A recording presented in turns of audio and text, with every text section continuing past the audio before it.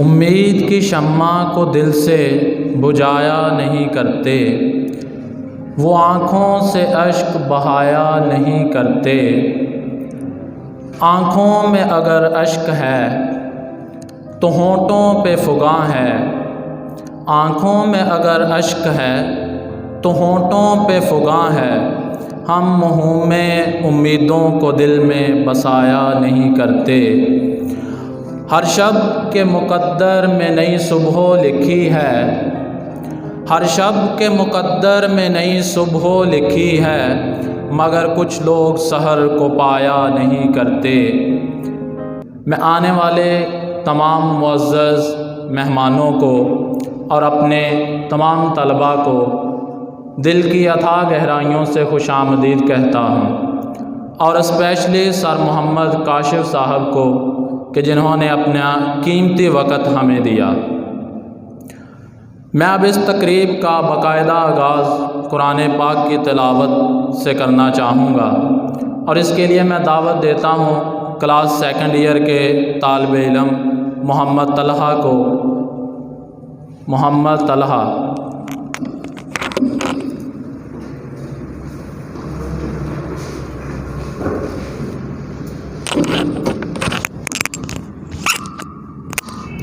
अऊज़ु बिल्लाहि मिनश शैतानिर रजीम।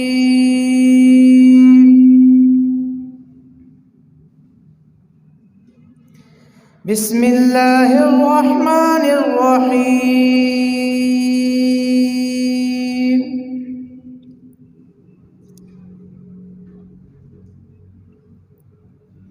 या अय्युहल्लज़ीना आमनू ला तकूनू कल्लज़ीना आज़ौ मूसा फबर्रअहुल्लाहु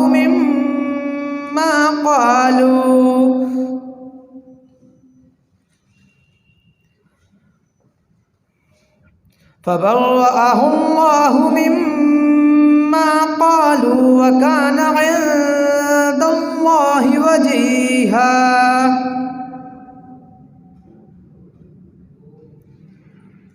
या अय्युहल्लज़ीना आमनुत्तक़ुल्लाह वक़ूलू क़ौलन सदीदा।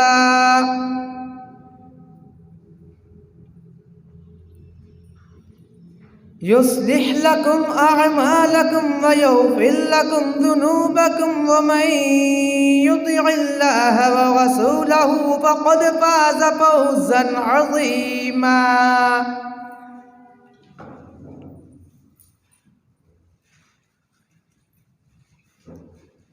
इन्ना अरदनल अमानता अलस समावाति वल अर्दि वल जिबालि फ़अबैना अन यहमिलनहा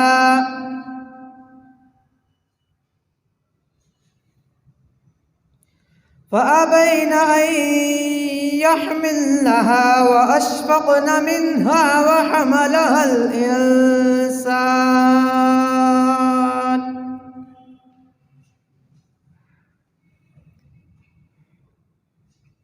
इन्नहु कान ज़लूमन जहूला। आमनतु बिल्लाहि सदक़ल्लाहुल अज़ीम।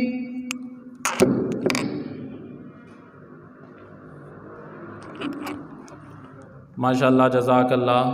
ये थे मोहम्मद तलहा, जो कि अपनी प्यारी आवाज़ के साथ हमें कुरान पाक की तिलावत सुना रहे थे। खुदा का ज़िक्र करें और ज़िक्र मुस्तफ़ा न करे, खुदा का ज़िक्र करे और ज़िक्र मुस्तफ़ा न करे, हमारे मुँह में हो ऐसी ज़ुबान खुदा न करे। अब मैं नात मकबूल सल्लल्लाहु अलैहि वसल्लम के लिए दावत देता हूँ मोहम्मद उस्मान क्लास नहम।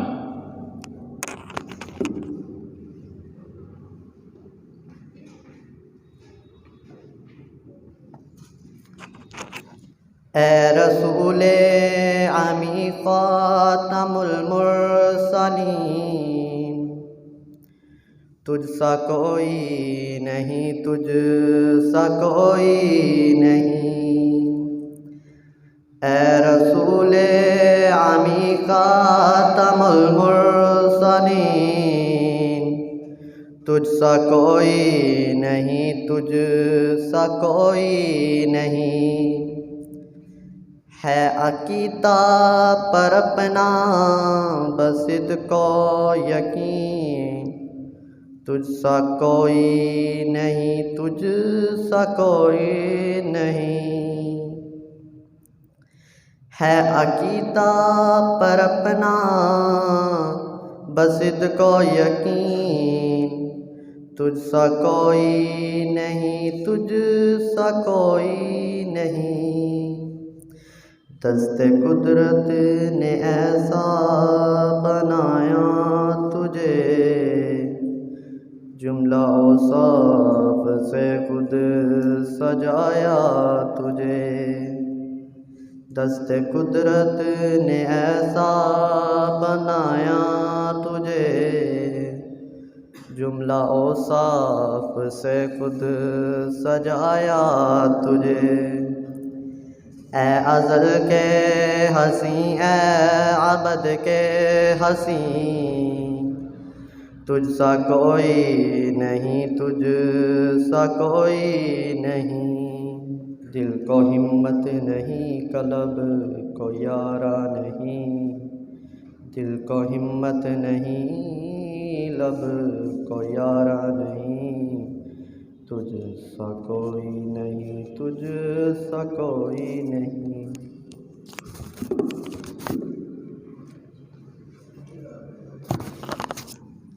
सुबहान अल्लाह। ये थे मोहम्मद उस्मान, जो कि हमें हजूर पाक सल्लल्लाहु अलैहि वसल्लम की ज़ात की तारीफ़ सुना रहे थे।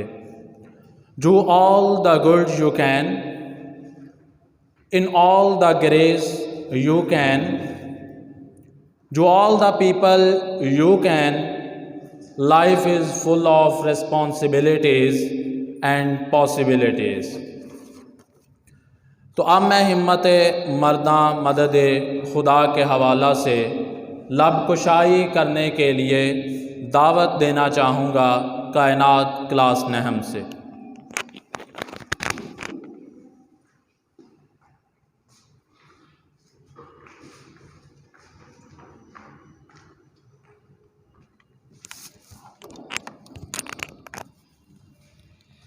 मंजिल से आगे बढ़कर मंजिल तलाश कर, मंजिल से आगे बढ़कर मंजिल तलाश कर। मिल जाए तुझको दरिया तो समुंदर तलाश कर। काबिल एहतराम उस्ताज़ कराम और मेरे हम साथियों, अस्सलाम वालेकुम। कुछ लोग सोचते भी नहीं हैं, कुछ सिर्फ सोचते हैं, और कुछ लोग कोशिश करते हैं और एक दो मर्तबा कोशिश करते हैं और फिर करना छोड़ देते हैं। आज मैं आपसे इसी मौजू पर बात करना चाहती हूँ, लेकिन सबसे पहले मेरा आपसे एक सवाल है। क्या आप जब सफ़र कर रहे होते हैं तो सड़क बंद हो तो रुक जाते हैं, या सफ़र को वैसे ही करते हैं जैसे आप पहले कर रहे होते हैं? क्या आपके पास मेरे इस सवाल का जवाब है? सड़क की मरम्मत हो रही हो तो सड़क के दरमियान में एक बोर्ड लगा दिया जाता है जिस पर लिखा होता है सड़क बंद है, लेकिन इसका मतलब कभी ये नहीं होता कि सरे से रास्ता बंद हो गया और अब आने जाने वाले अपनी गाड़ी रोककर वहाँ खड़े हो जाए। इसका मतलब ये होता है कि ये सामने की सड़क बंद है। हर शख्स इस किस्म के बोर्ड के मायने मालूम है। चुनाचा सवारियाँ जब वहाँ पहुँचकर बोर्ड देखती हैं तो वो एक लम्हे के लिए भी नहीं रुकती, वो दाएं बाएं घूमकर अपना रास्ता लगा लेती हैं और आगे जाकर दोबारा सड़क पकड़ लेती हैं। अगर किसी वजह से दाएं बाएं रास्ता ना हो तब भी सवारियों के लिए कोई मसला नहीं, वो एतराफ़ की सड़क से अपना रास्ता जारी रखते हैं। कुछ दूर आगे जाकर दोबारा इन्हें असल सड़क मिल जाती है और इस पर अपना सफ़र जारी रखते हुए वो अपनी मंजिल पर पहुंच जाते हैं। इस तरह कुछ मिनटों की तख़ीर तो ज़रूर होती है, लेकिन वो अपनी मंजिल तक पहुंच जाते हैं। यही सूरत ज़िंदगी के सफ़र की भी है। ज़िंदगी की जद्दोजहद में कभी ऐसा होता है कि आदमी महसूस करता है कि इसका रास्ता बंद है, ना कि हर तरफ का रास्ता। जब भी एक रास्ता बंद हो तो दूसरे बहुत से रास्ते खुले होते हैं। जैसे अपने सामने सड़क बंद है का बोर्ड देखकर रुक ना जाए, बल्कि दूसरे रास्ते तलाश करके अपना सफ़र जारी रखें। आगे की सफ़ में जगह ना मिल रही हो तो पीछे की सफ़ में जगह तलाश करें। दूसरे का साथ हासिल ना हो रहा हो तो तन्हा अपने काम का आगाज़ करें। छत की तमीर का सामना ना हो तो बुनियाद की तमीर में अपने को लगा दें। हर बंद सड़क के पास एक खुली सड़क भी होती है, मगर इसको वही पाते हैं जो आँख वाले होते हैं, जो हिम्मत वाले होते हैं, जो अपने रब पर भरोसा करते हुए रास्ता बंद मिलने पर मायूस होने की बजाय कई दूसरे रास्ते खुले होने पर यकीन रखते हैं। मैं अपनी तकरीर का इख्तिताम इस शेर से करूँगी। खुदी को कर बुलंद इतना, खुदी को कर बुलंद इतना कि हर तकदीर से पहले खुदा बंदे से खुद पूछे बता तेरी रज़ा क्या है। शुक्रिया। ये थी कायनात जो कि हमें हमेशा कोशिश जारी रखना की तलकीन कर रही थी। अब मैं आप सब की एंटरटेनमेंट के लिए बुलाना चाहूँगा मोहम्मद तलहा को। बिस्मिल्लाहिर्रहमानिर्रहीम। इय्याका नअबुदु व इय्याका नस्तईन। अस्सलामु अलैकुम मेरे पाकिस्तानियों। बहुत ही ज़रूरी शेयर करने जा रहा हूँ। जो बच्चे कहते थे तलीमी अदारे बंद होंगे, तलीमी अदारे बंद नहीं होंगे, ये ख्याल आप ज़हन से निकाल दें। जो मर्जी हो जाए, तलीमी अदारे इंशाअल्लाह खुले रहेंगे। दूसरी बात, इलेक्शन होने वाले हैं। आपने पीटीआई को वोट देना है। मुझे पता है, हमने आपसे वादा किया था गैर मुल्की सरमायाकारी आएगी, नहीं आई तो मैंने आपसे मजाक किया था। मैंने कहा था 1 करोड़ नौकरियां दूंगा, ये भी मजाक किया था। मैंने आपसे ये वादा किया था कि चोरों को नहीं छोड़ूंगा, तो ये वादा हमने पूरा किया।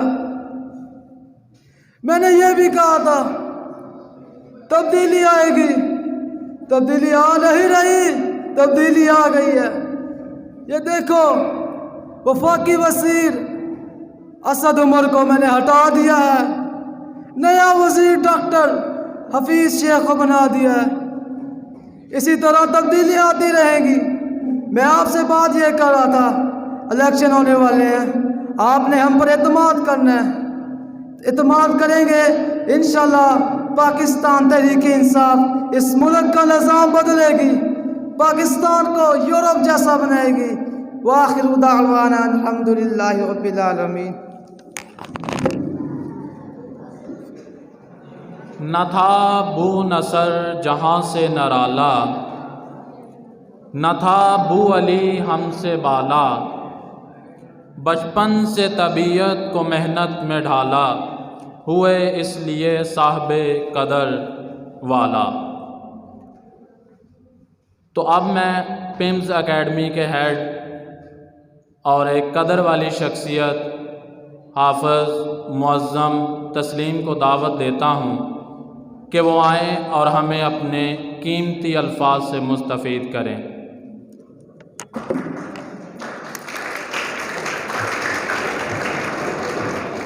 सबसे पहले मैं आप सबका बहुत शुक्रगुज़ार हूँ कि आप सभी ने इस तकरीब के लिए हमें अपना कीमती टाइम दिया। कामयाबी के लिए कुछ चंद बातें जो मैं आप लोगों के साथ करना चाह रहा हूँ। सबसे पहले मेरा आप लोगों से एक सवाल है कि अगर मैं आप में से किसी से भी कहूँ कि मेरे पास ये 1000 का नोट है, और मैं आप में से किसी से भी कहूँ कि कोई इसे लेना चाहेगा, बताएं। आलमोस्ट सभी कहेंगे कि मैं इसको लेना चाहूँगा। क्यों? क्योंकि आप इस 1000 रुपीज़ की वैल्यू जानते हो।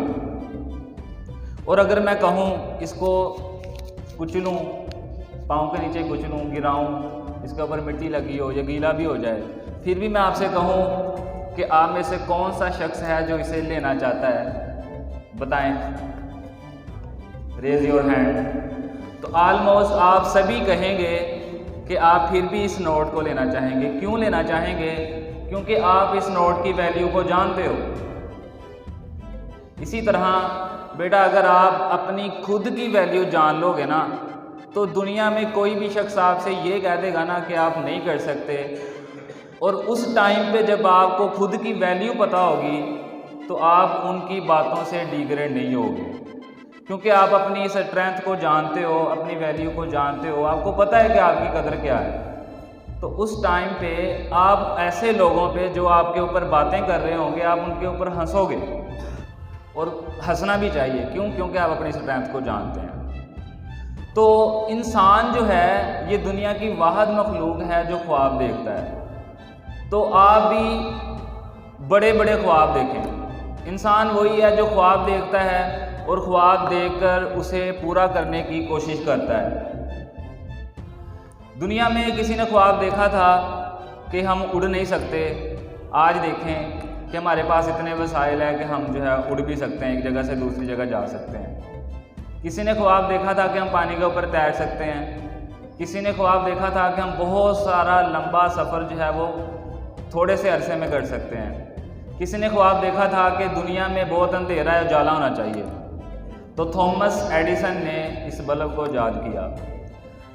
अब ये बल्ब ईजाद जो है वो ऐसे नहीं हुआ, जैसे अभी क्लास 9th की कायनात जो बच्ची है उसने कहा था कि आप ऐसा करते हैं कि 1-2 मरतबा कोशिश करते हैं, और जब आप 1-2 मरतबा कोशिश करने के बाद नाकाम हो जाते हैं, आप अपने काम को, अपने मकसद को छोड़ देते हैं। तो उस बच्ची ने बिल्कुल दुरुस्त फरमाया कि आप अपने मकसद को छोड़ना नहीं चाहिए, बल्कि कामयाबी जो है वो नाकामी के बाद ही आपको मिलेगी। कभी भी ऐसा नहीं हो सकता कि आप अपनी ज़िंदगी में नाकाम होते हैं और बिल्कुल नाकाम हो जाते हैं, ये हरगज़ नहीं है।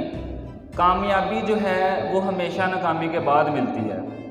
ज़िंदगी में ना गिरना महारत नहीं है, बल्कि गिर के संभलना महारत है।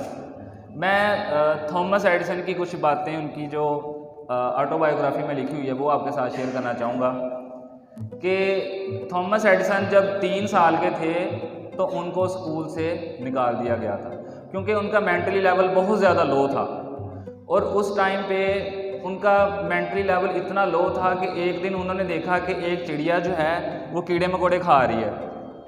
तो उसने सोचा कि ये कीड़े मकोड़े खाती है, इसी वजह से उड़ती है। उसने क्या किया कि बहुत सारे कीड़े मकोड़े को इकट्ठा किया और उसको अपने हाथों से कुचल के उसका जूस बना के अपने दोस्त को पिला दिया। तो उसका दोस्त जो था वो बीमार हो गया। इसी तरह एक दिन एडिसन की जो वालदा थी वो घर में उसे ढूंढ रही थी। तो एडिसन जो था वो मुर्गियों का जो पिंजरा होता है वहाँ पे बैठा हुआ था।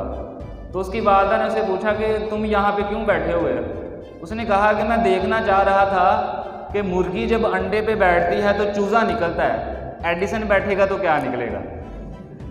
मतलब इतना उसका मेंटली लेवल लो था।